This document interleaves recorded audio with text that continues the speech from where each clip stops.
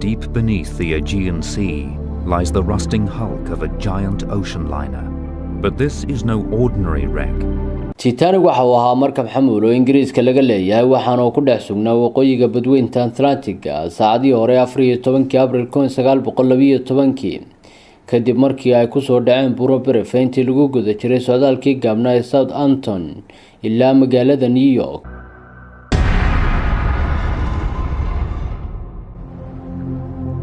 waxaa indhaha caalamka argagax geliyay qarqoomka ku dhacay markabkii quwadda iyo qalabka loo dhameeyay ee loogu magac daray maqarqoomihii Titanic markabkaasi oo ahaa maraakiibta shacabka ee badaha isaga kala goosha midka waqtigaasi ugu mugga iyo maamuuska muuqaalka weynaa uguna casrisanaa dunida naxdinta iyo amakaaga ayay ku noqotay adduunyada waqtigaasi markii ay maqleen masiibada ku absatay Titanic oo marnaba aanay filaynin in markabkaasi uu degi karo oo badda hoosteeda quusi karo.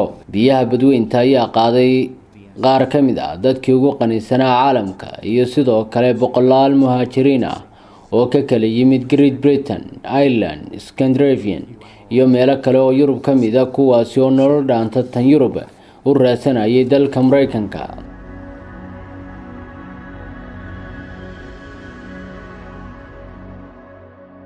dad badan oo markabkan saarnaa badigood way dhinteen waxaana jira dad waqtigan xaadirka aan lahayn raq iyo ruux meel ay ku sugan yihiin.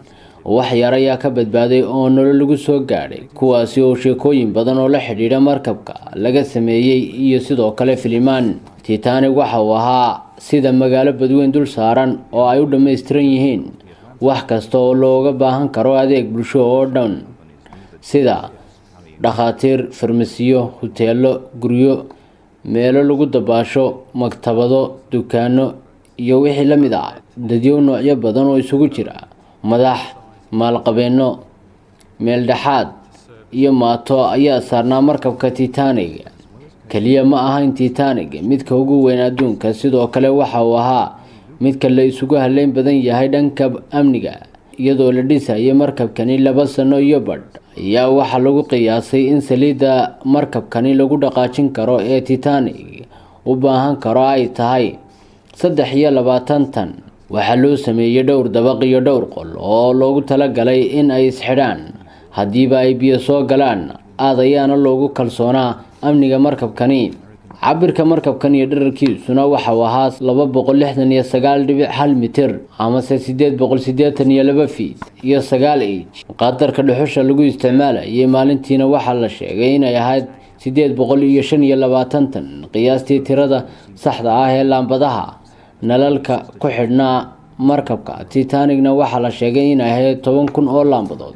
qarashka ku baxay dhismaha markabkan Titanic ayaa la sheegay inay ahayd 7,500,000. tirada shaqaalaha ku dhintay markii la dhisayay markabkan 2 ruux ayay ahaayeen iyo 20 faras ah.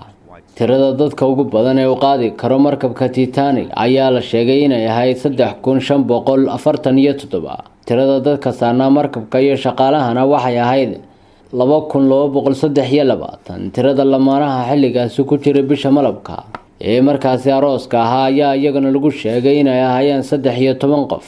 koobabka biyaha lagu cabo 24 saacba waa 14,000. tirada khamriga saarnaa markabka Titanicna waxay ahayd 1,000 dhalo oo khamriya.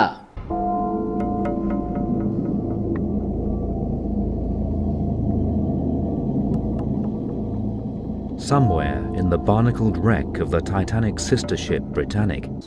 wax badan ayaa la boonbooniyay Titanic oo wararka caalamka lagu celceliyay in Titanic uu yahay maqarqoomi ilaa markii dambe loogu magac daray maqarqoomihii Titanic.